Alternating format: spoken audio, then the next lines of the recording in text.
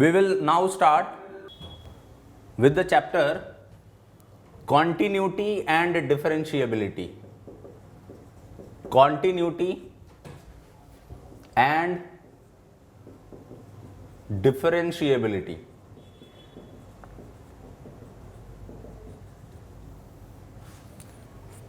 Continuity and differentiability.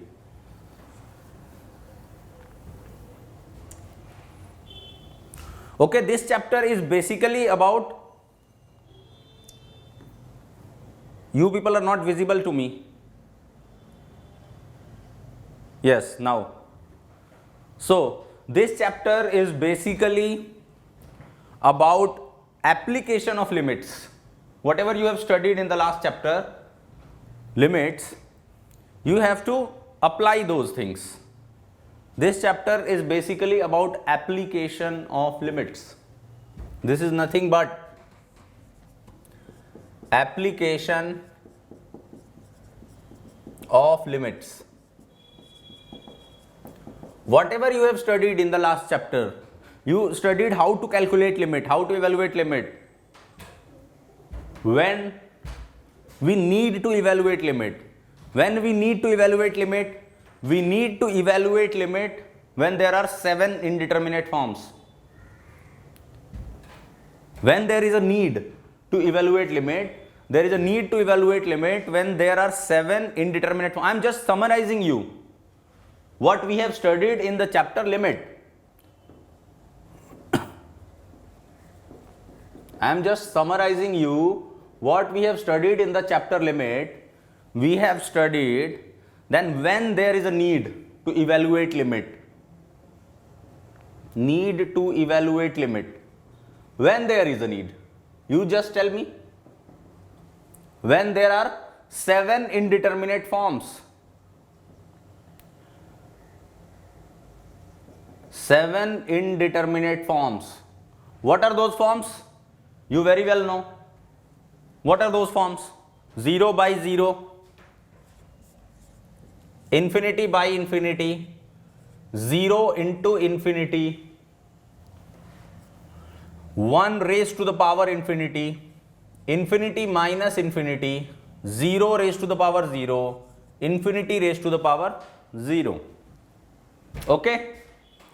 When these 7 indeterminate forms are there is a need to evaluate limit. We need to evaluate limit. Okay?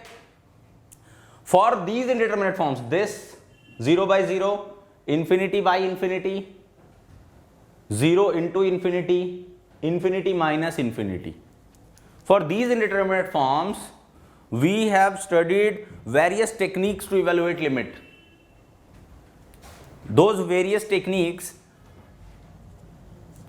how to evaluate limit.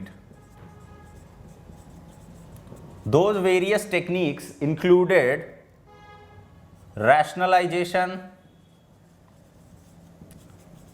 factorization,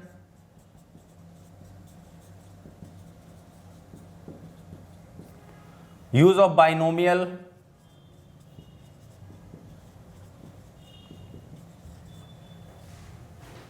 okay, and using some standard results, use of some standard results.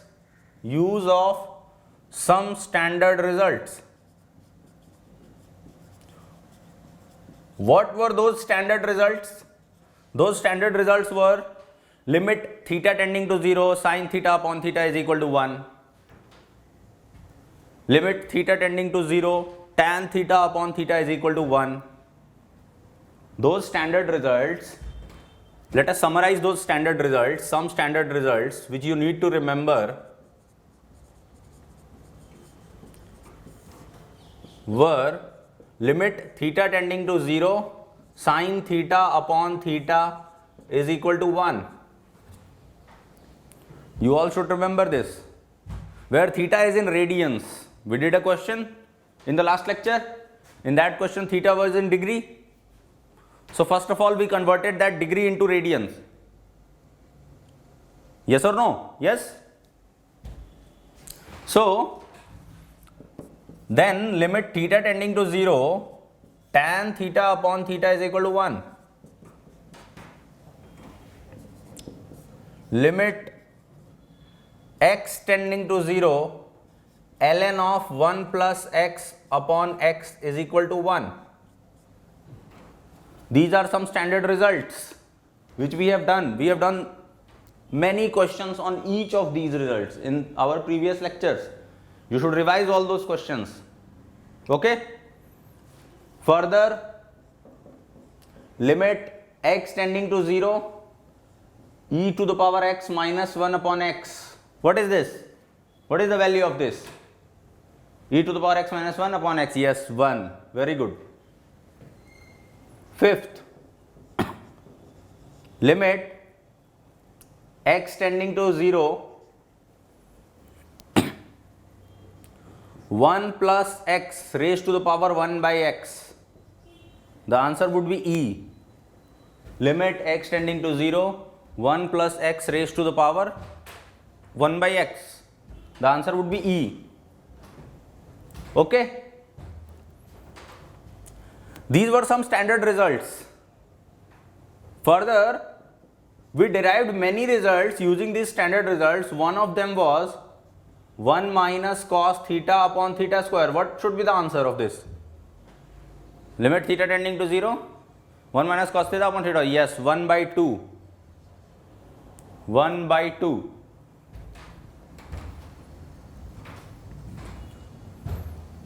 These all results, you should memorize them. You have done a lot of questions on them. You should revise it multiple times. Okay? And you very well know that when we can say that limit exists, we can say that limit exists when the right hand limit and the left hand limit are both equal to same finite quantity. Are both equal to same finite quantity. Let's say, and what is right hand limit? Right hand limit is when x approaches to a from the right hand side on the real number line. That is right hand limit. Yes or no? Yes? And mathematically we can write it limit h tending to 0, f of a plus h. Limit h tending to 0, f of a plus h, where h is a very, very small but a positive quantity. H is a very, very, very small, smaller than the smallest number you can think. H is the smaller than the smallest number which you can think. But it is a positive quantity, it is not 0. It is a positive quantity. So, this is right hand limit. You can also write right hand limit as f of a plus. Yes? Similarly, left hand limit, you can write left hand limit as limit h tending to 0, f of a minus h, or you can write it f of a minus. When these both right hand limit and left hand limit are equal to the same finite quantity, then we say that limit at x equal to a exists. So, for limit at x equal to a to exist, right hand limit should be equal to left hand limit. And we also observed that the value of limit at x equal to a, the value of limit at x equal to a have nothing to do with the value of the function at x equal to a. The function at x equal to a can have any value. We did many questions in which, let us take another example. Can I rub this? These are same old things we were doing from last 7 lectures. We were doing from last 7 lectures only these things.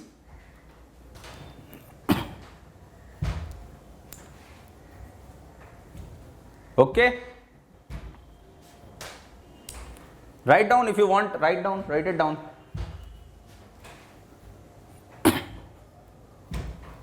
Similarly, this theta tend to 0, sin theta upon theta is equal to 1.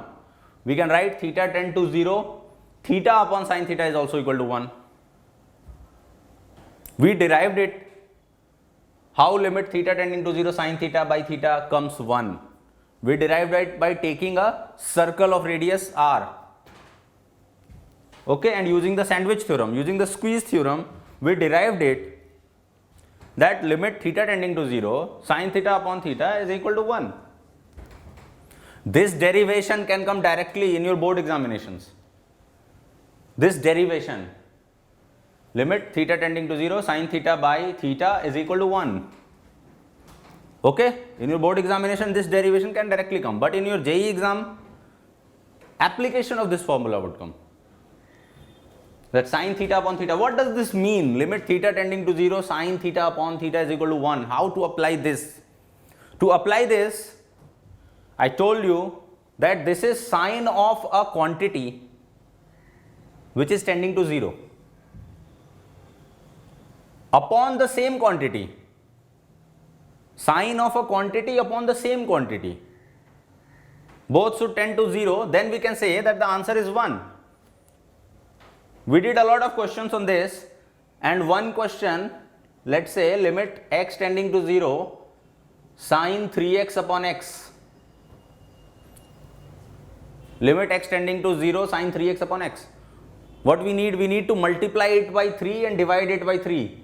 Dividing it by 3, multiplying by 3. Why there is a need to multiply and divide by 3? Because sine of a quantity upon the same quantity. Now this is 1 and 1 into 3, 3. 3 is the answer. Okay. So, can I rub this?